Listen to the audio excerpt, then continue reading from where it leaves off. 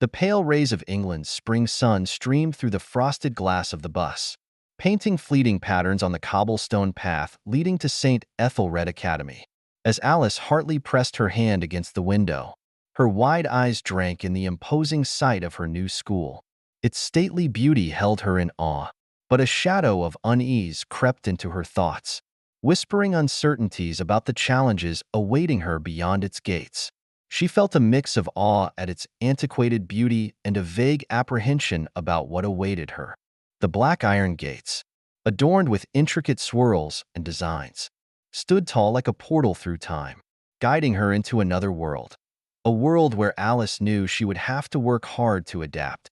As she stepped off the bus, her sneakers met the cold, unforgiving pavement, each step resonating with quiet determination as if affirming her resolve to embrace this new chapter. Before her rose the main building with its towering Gothic architecture. Spires pierced through the thin morning mist, and every carved detail on the gray stone walls whispered of the school's 150-year history. Stained glass windows reflected the sunlight, exuding a blend of mystery and grandeur. Alice felt as though she were stepping into a living painting, every corner brimming with untold stories. She paused in front of the large wooden doors leading into the main hallway, taking in the breath of her surroundings. The air was crisp, carrying the scents of old books, decaying wood, and something faintly like the aroma of time itself. The backpack slung over her shoulders seemed heavier, not because of the books inside, but from the weight of her anxiety. You don't have to prove anything to anyone, Alice. Just be yourself, and everything will be fine. Her father's warm, steady voice echoed in her mind as clearly as if he were standing beside her. Her father, always calm and strong, had never placed pressure on her, but Alice knew he hoped she would find her own path. Will it really be fine? She wondered, her feet unconsciously stepping onto the intricately tiled floor. The corridor stretched endlessly ahead, its deep red carpet a stark contrast to the gray stone walls. Faint light filtered through the tall stained glass windows lining the hallway, casting colorful shadows on the floor. Her footsteps echoed softly, blending with the hum of students moving around. A few curious glances swept over Alice, making her feel like a leaf caught in a stream, small and adrift in the crowd. Suddenly, a sharp, metallic bell rang out, its sound slicing through the air with authority. Alice froze for a moment, her heart racing. This wasn't just a bell signaling the start of lessons. It was a reminder that she had officially entered a place where every gaze would weigh her worth. Every move would be scrutinized. Taking a deep breath, she tightened her grip on her backpack straps and kept walking. Her first classroom door stood just ahead. The room fell silent as Alice crossed the threshold. The doors closing behind her sounded like the beat of a drum, drawing every gaze toward her. The atmosphere in the classroom felt different, both solemn and cold, as though mistakes were unwelcome here. Miss Eleanor Roberts stood at the front, her posture straight as a rod, her hands resting neatly on the teacher's desk. She resembled a marble statue with her composed demeanor. Her sharp eyes scanned Alice, scrutinizing her every step as though measuring her worth. "Ah, the new student," Miss Roberts said, her voice slicing through the quiet murmurs like a blade. Alice felt her heart drop. The teacher's eyes swept over her with a gaze so cold it froze her in place. For a brief moment, Alice wanted to vanish into the tiled floor beneath her sneakers. A few whispers floated briefly, only to be smothered when Miss Roberts' gaze swept across the room. She paused for a moment, her eyes trailing over Alice from head to toe. It wasn't a welcoming look. It was more like an appraisal, as though she were determining whether Alice deserved a place in her class. "Alice Hartley, correct?" she asked, though she didn't wait for a response. "I hope you can keep up with the pace here. We take our studies very seriously." The words were polite on the surface, but their underlying tone made Alice feel uneasy. Every syllable seemed emphasized to remind her that this was no place for the weak or mediocre. "Yes, ma'am," Alice replied, trying to keep her voice steady. Miss Roberts said nothing more, giving a curt nod before pointing to the back of the classroom. "Sit at the back next to Sarah Bennett. Quickly now, we don't have time to waste." Bowing her head slightly, Alice weaved through the rows of desks to reach her assigned seat. Each step felt agonizingly long, the weight of a dozen unseen judgments pressing on her. At the back, Sarah Bennett, a petite girl with pale blonde hair and thick glasses, shuffled her chair slightly to make room. She offered Alice a shy but kind smile. "Hi, I'm Sarah," she whispered so softly that Alice had to lean closer to hear her. "Hi," Alice replied, forcing a small smile in return. For a brief moment, Alice felt a flicker of relief. Perhaps not everyone here was like Miss Roberts. Sarah seemed approachable, even if she was a little shy. But the comfort didn't last long. Miss Roberts quickly resumed her lesson. Written on the whiteboard in bold letters was the title, Wuthering Heights, Emily Bronte. "We're in the middle of analyzing classic literature," she announced, her tone flat but firm. "I trust all of you have thoroughly read chapters 7 and 8. As today, we'll be discussing the theme of class conflict in the novel." Alice flipped open her notebook, quickly jotting down notes. But she soon noticed that not all eyes in the room were focused on the board. A few students sitting ahead of her glanced back, their gazes lingering on her with thinly veiled curiosity. Lucas Green, a red-haired boy in the middle row, smirked and nudged his friend beside him, whispering something that made both of them chuckle. They quickly straightened up when Miss Roberts glanced their way. Alice tried to ignore them, forcing herself to concentrate on the lecture. Her pen moved rapidly across the page. "Now," Miss Roberts said sharply, "can someone explain why Heathcliff's social status is pivotal to the novel's primary conflicts?" A few hands went up hesitantly. Alice raised hers confidently. This was a question she had prepared for. Miss Roberts' eyes roamed the classroom, briefly resting on Alice before settling on Lucas Green. "Lucas, go ahead." Lucas stood, shrugging. I think it's important because Heathcliff is poor." His hesitant words drew a few stifled chuckles from the back row. Alice gripped her pen tighter, her knuckles turning white. She had known the answer, yet she was invisible. The burn of frustration was a familiar ache, but it stung sharper this time, like a wound being prodded repeatedly. Miss Roberts nodded, her approval begrudging. "Yes, that's correct, though your answer lacks depth. Sit down." Alice lowered her hand, frustration bubbling inside her. It was clear Miss Roberts had deliberately overlooked her. When the bell finally signaled the end of class, Alice exhaled in relief. But before she could gather her things, Miss Roberts spoke up, her voice cutting through the noise. "Alice Hartley, stay behind. I need a word with you." The entire class turned to look at her. Curiosity mingled with hints of pity in their expressions. Sarah gave Alice's hand a quick, reassuring squeeze before leaving. Taking a deep breath, Alice steadied herself. She knew this so-called welcome from Miss Roberts was only the beginning. Alice's first English lesson seemed to end when Miss Roberts asked her to stay after class. However, it turned out that this was only the beginning of the nameless challenges Alice would face. That day, after the other students had left, Miss Roberts leisurely walked to her desk, picked up a notebook, and looked Alice up and down, as though weighing something. "Alice," she said, her voice stretching the name, "I can see you have enthusiasm, but I advise you to take some time to understand my teaching methods before offering your opinions. Here, we value discipline and true understanding. Do you understand?" Alice nodded, saying nothing. She wasn't sure if she understood her point, but her words felt more like a warning than encouragement. "You may go." Alice left the room, feeling as though she were trapped in a pressure cooker with no escape. The next day, the English lesson began with the topic, Wuthering Heights by Emily Bronte. Miss Roberts, with eyes sharp as knives, stood straight at the front of the class, her voice even but powerful.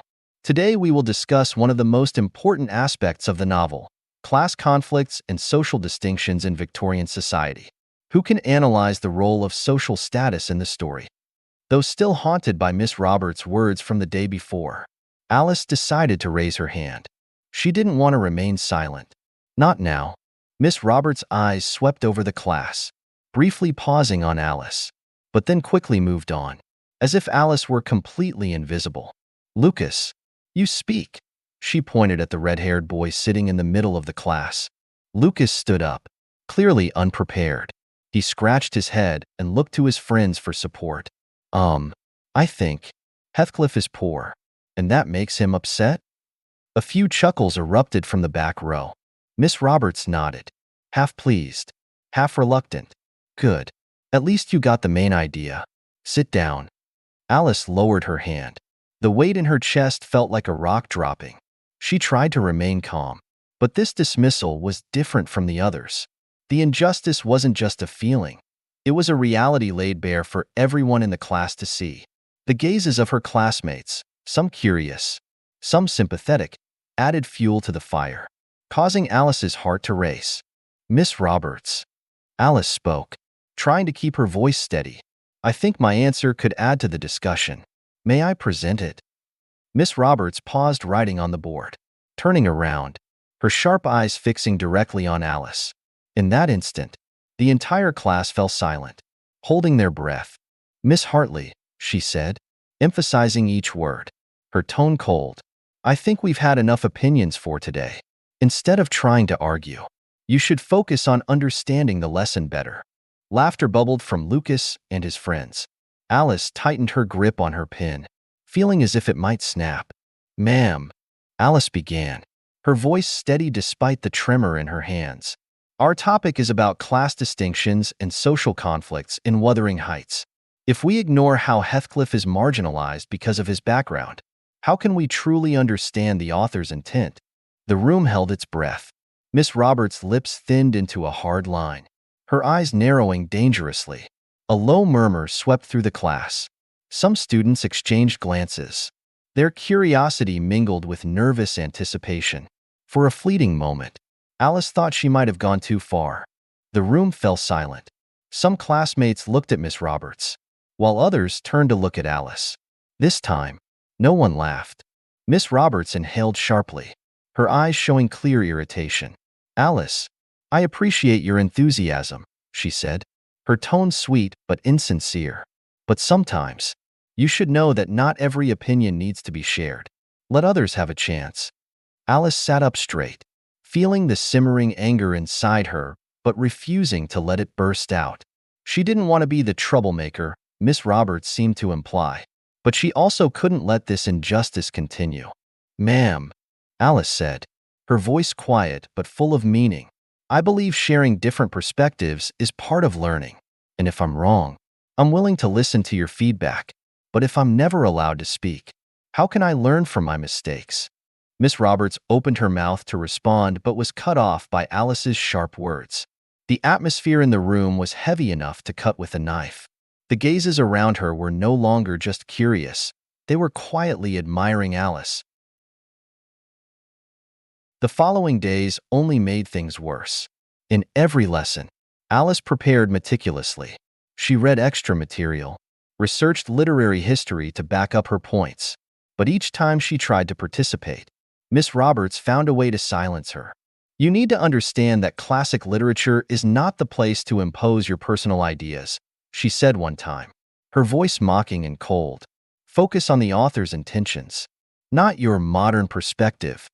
The class went silent, but this silence wasn't sympathetic. Some students lowered their heads, pretending not to notice, but Alice could still hear the snickering from the row ahead. Lucas and a few of his friends turned to each other, whispering something before bursting into laughter. Alice gripped her notebook tightly, her pen trembling in her hand. She tried to suppress her anger, but her pride had been wounded. One morning, when the class was asked to write a short analysis of the character of Heathcliff, Alice had spent the entire previous night preparing. She had pored over academic resources, crafting the sharpest, most thoughtful analysis she could. When she received her graded paper, the score was shockingly low. Miss Roberts' brief but malicious comment read, "Approach too personal, lacks objectivity, focus more on literature, not social opinion." Alice felt as though someone had poured cold water over all her efforts. She held the paper, ready to approach Miss Roberts, but the cold stare from her teacher acted as an invisible wall. preventing her from speaking. It wasn't just ignoring her anymore. Miss Roberts began openly criticizing Alice in front of the class. During a group discussion, Alice brought up how Heathcliff represented those excluded from society. But before she could finish her point, Miss Roberts interrupted. "All right, Alice, I think we all understand that you're very enthusiastic. But I suggest you listen to others' opinions rather than turn every discussion into a personal speech." The laughter this time wasn't quiet. Lucas and a few others actually turned to look at Alice, openly mocking her. Sarah, sitting beside her, leaned over and whispered, "Don't mind them, Alice." But how could Alice not mind? For the rest of the lesson, she didn't say another word. She sat still, taking notes, but inside, she felt a storm raging.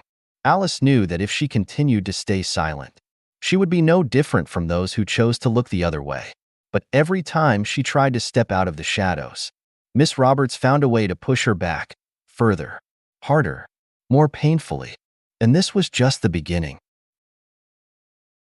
That day, Miss Roberts entered the classroom with her usual demeanor, upright posture, an expressionless, cold face. Yet Alice noticed a flicker of calculation in her eyes. "Class," Miss Roberts announced, her voice brimming with authority. "Today, we'll be working in groups. Your task is to analyze Heathcliff's character and his connection to Victorian social classes. I'll assign the groups to ensure balance." "Balance?" Alice repeated in her mind, wondering what that could possibly mean. Miss Roberts began reading out the group assignments, each name falling like a verdict.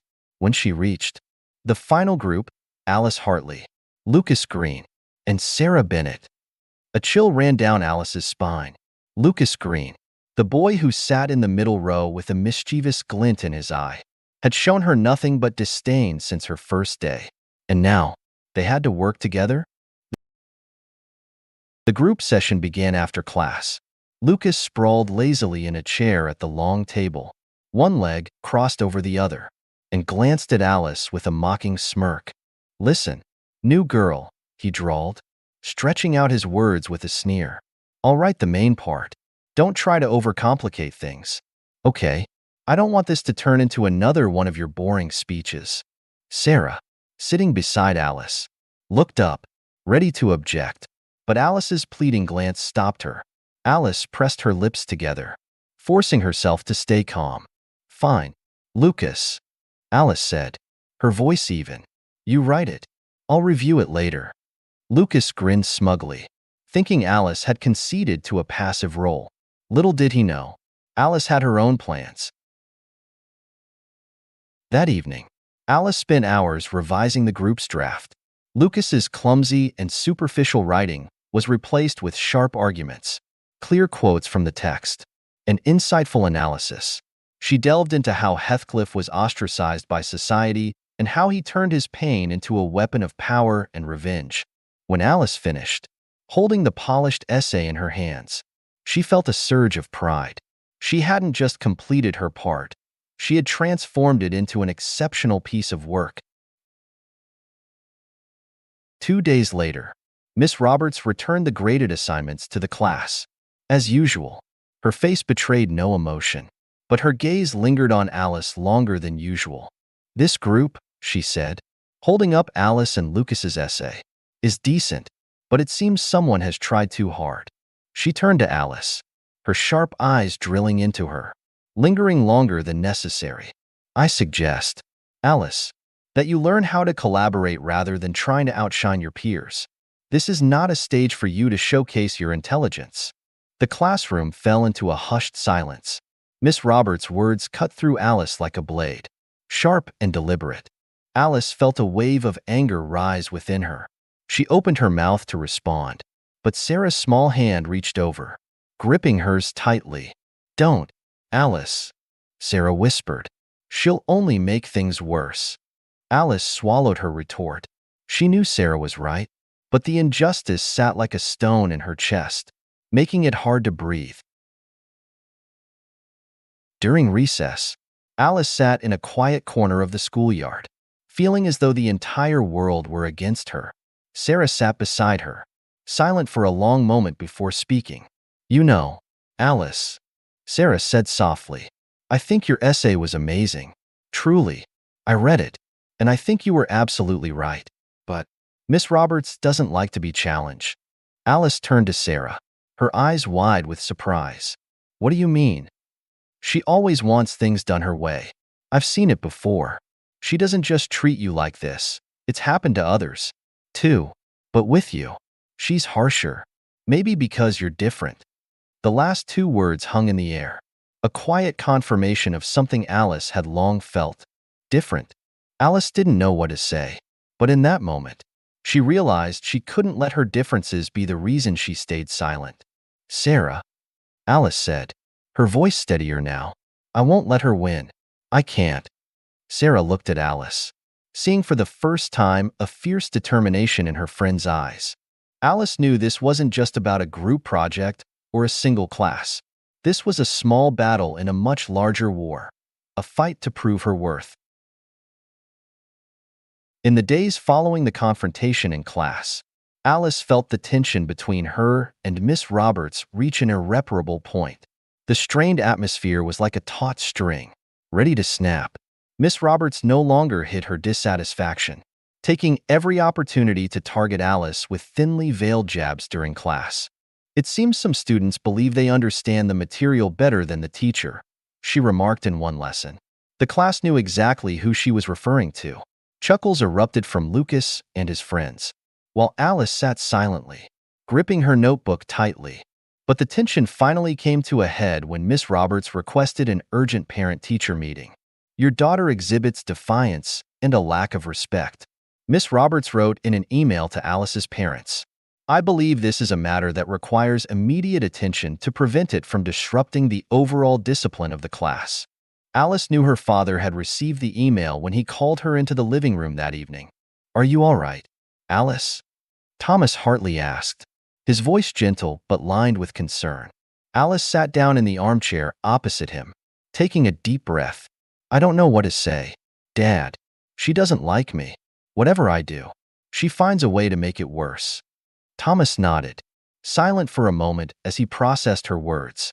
"I'll attend this meeting," he said, his voice calm but resolute. Alice looked at him, surprised. Her father usually encouraged her to handle academic challenges on her own, believing it would help her grow. But this time, he wasn't staying on the sidelines. On Monday morning, the meeting took place in a small conference room in the school's main building. Alice sat beside her father, her hands clasped tightly together under the table. Across from them sat Miss Roberts, her usual air of confidence intact. The room was bathed in sunlight streaming through large windows, but the atmosphere felt as heavy as a stormy day. "Thank you for coming," Miss Roberts began, her tone neutral. "I wanted to discuss Alice's attitude in class. I believe she is not suited for the rigorous academic environment of our school." Thomas Hartley listened quietly, leaning back in his chair with his hands resting on the table, his gaze never leaving Miss Roberts.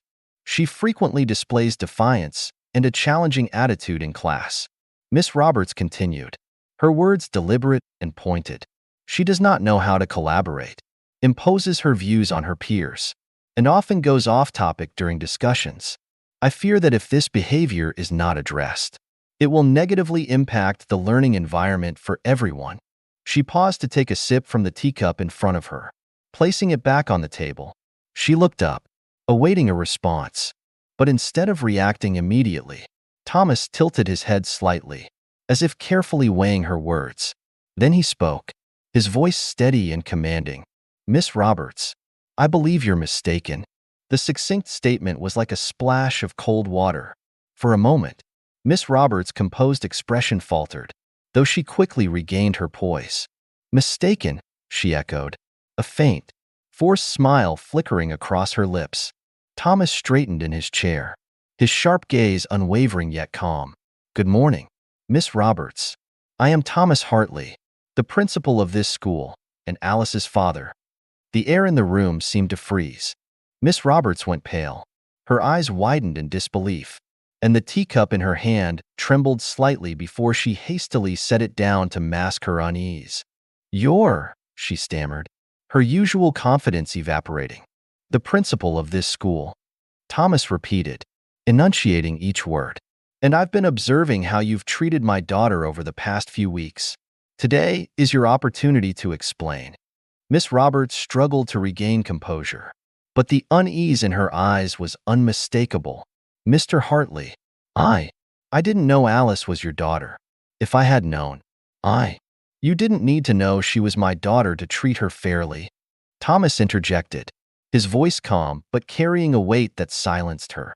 "As a teacher, it is your responsibility to create a fair and encouraging learning environment, not turn your classroom into a stage for asserting your personal authority."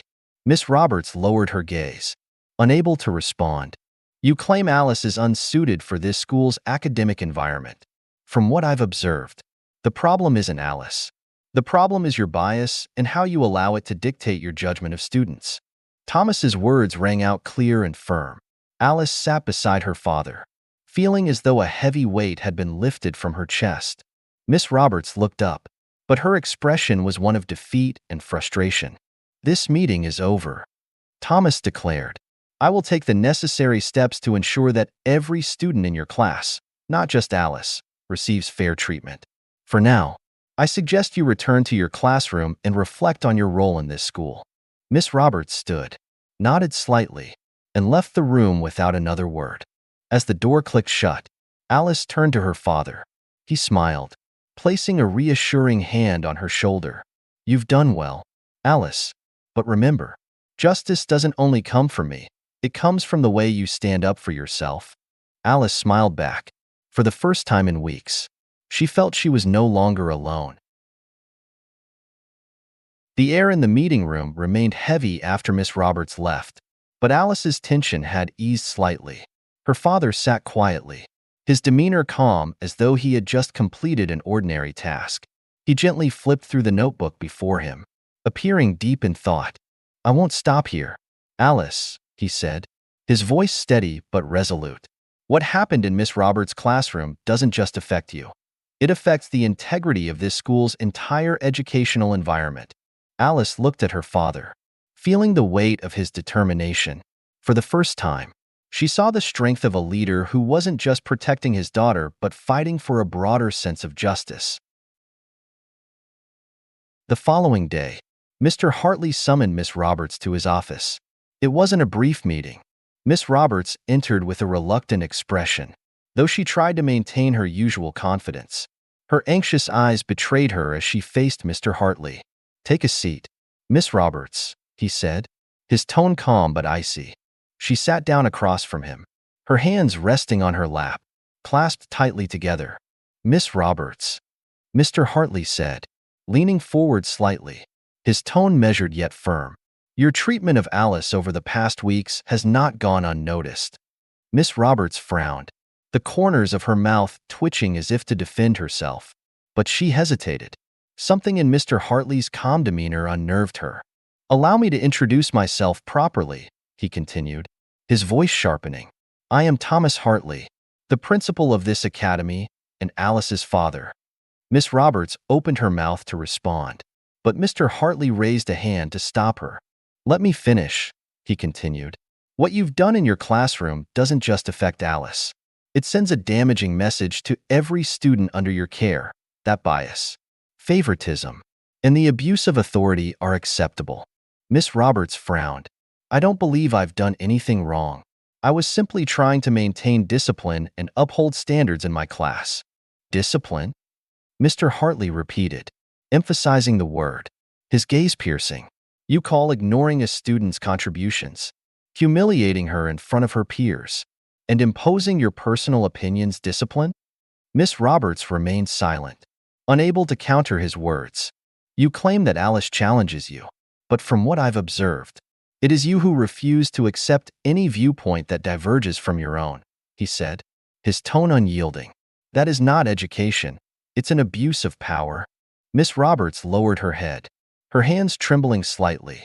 "Have you considered the impact of your actions?" Mr. Hartley asked, his voice softening but still firm. "Alice is not the only student in your class. Other students are watching you, learning from how you treat others.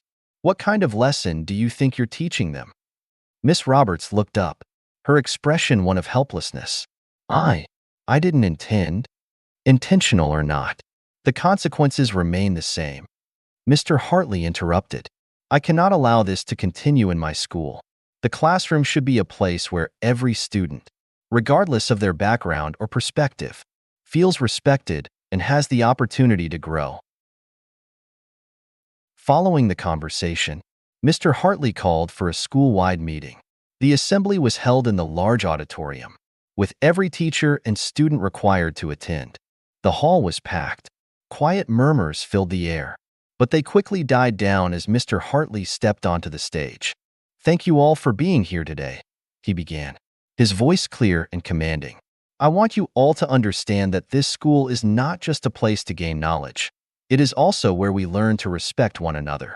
He paused, his eyes scanning the crowd of students.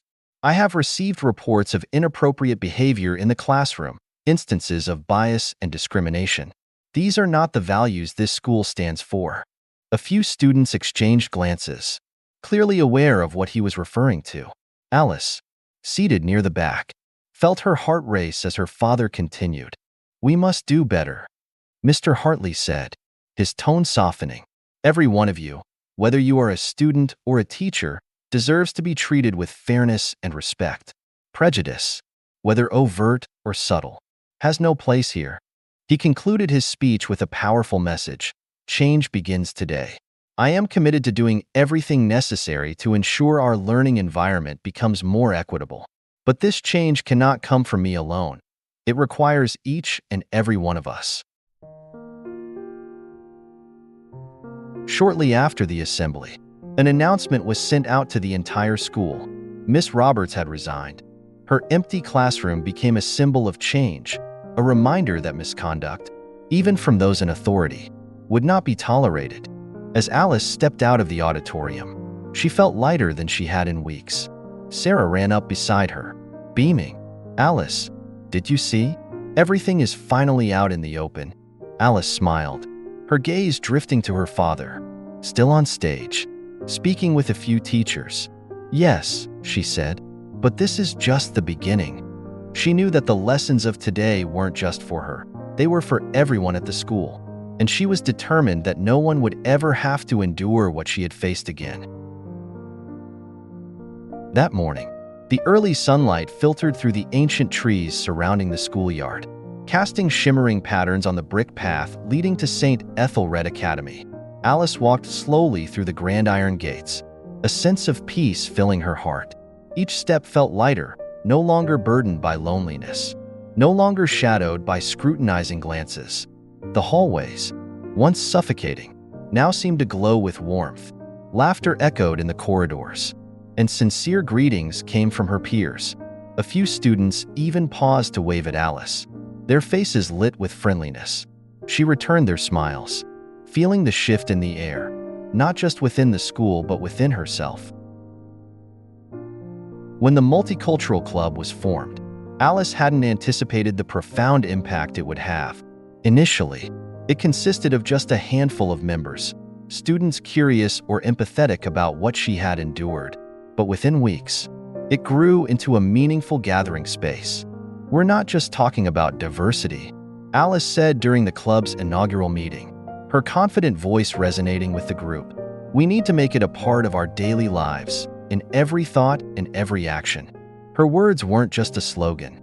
The club hosted open discussions on topics students often avoided, from discrimination and social bias to how everyone could respect and celebrate each other's differences. Sarah Bennett, the once shy girl who had sat beside Alice during her earliest days, became an indispensable companion. Sarah no longer hesitated to speak in front of crowds. During one meeting, she addressed the group. I used to think staying silent was the safest way to avoid trouble, but I've realized that silence only makes things worse. Thanks to Alice, I've learned that sometimes, even a single word of support can change the course of someone's story. Alice watched Sarah with pride, knowing the courage had always been inside her friend. Now it shone brightly, unstoppable. You've done what many wouldn't dare to do, Sarah, Alice said after the meeting, her voice filled with sincerity. "You haven't just changed yourself, you've helped others see what's right and what's wrong." Sarah smiled, determination glinting in her eyes. "I'm just following your lead, Alice, but this time, I won't walk behind you anymore." The club's biggest project was organizing Unity Day, a cultural festival Alice had envisioned for months. The students eagerly joined in, and the schoolyard buzzed with excitement. Booths representing various cultures dotted the grounds. Traditional music played from one corner, blending with laughter and the sounds of students enjoying cultural games. Alice, dressed in a simple white dress, stood at the center stage. From there, she could see it all: the beaming faces, the curious glances, and the harmony she once thought impossible in a place once riddled with prejudice. As the stage lights brightened, Alice stepped up to the podium. Hundreds of eyes focused on her. Her heart raced, not from fear, but from the conviction that her words could inspire change. "Today," she began, her voice trembling slightly but growing steadier with each word, "is not just about celebrating our differences. It's about realizing that those differences are what connect us, what make us stronger together." The crowd seemed to lean in closer, the weight of her words resonating deeply. Faces that had once been indifferent now softened, their expressions thoughtful. For the first time, Alice saw not just individuals, but a collective understanding dawning in their eyes. She paused, her gaze sweeping across the crowd, as if trying to reach each individual. "I used to think my differences isolated me, that I had to change to fit in. But I've learned something important. We don't need to change who we are to belong. We need to change how we see each other so that acceptance and love can grow." Applause started, hesitant at first, but quickly grew into a thunderous wave. Alice looked out at the crowd, her eyes bright, glistening with tears. As the event concluded, Sarah approached Alice and tugged at her hand. "Do you see?" Sarah said, her voice low but brimming with emotion. "All of this, it started with you." Alice remained silent, her eyes following the students as they joyfully packed up the booths. Laughter and playful calls floated on the evening breeze. She smiled, but a deeper feeling stirred within her, not of triumph, but of connection. "No, Sarah," she said softly, her voice warm like the evening wind. "It didn't just start with me. It started with all of us, with those who refused to stay silent, who dared to speak the truth, and who were brave enough to change." Sarah nodded, her silence speaking volumes. The two stood quietly, letting the waves of emotion fill their hearts. Together, they watched the sun dip below the horizon, knowing they had been part of something far greater than themselves. As Alice stepped through the gates of St. Ethelred Academy for the final time, she didn't look back. Behind her, the hallways that once held her fears were now filled with laughter. Faces that had once been distant and cold had grown warm and welcoming. Alice didn't need to turn around because she knew that what she left behind wasn't a fleeting memory but a legacy of courage, empathy, and transformation. Her story wasn't just about herself, but about everyone who had ever felt out of place, rejected simply because they were different. Alice had proven that it is precisely those differences that hold the power to change the world around us. And as she had once told Sarah, this wasn't the story of one person. It was the story of all of us, of those who refused to remain silent, of voices brave enough to speak up, and of the boundless strength of kindness. Alice walked away, leaving behind not just a school but a reminder. No matter the challenges, we always have the choice to act and make a difference. Thank you for joining us on this emotional journey with Alice here on Echoes of Empathy. If this story has sparked empathy or inspiration in you, we'd love to hear your thoughts in the comments. Don't forget to like and subscribe to our channel as we work toward our first milestone of 1,000 subscribers. Your support doesn't just encourage us, it helps us continue sharing meaningful stories about compassion and connection. We'll see you again in the next story, where the power of courage and empathy will shine once more.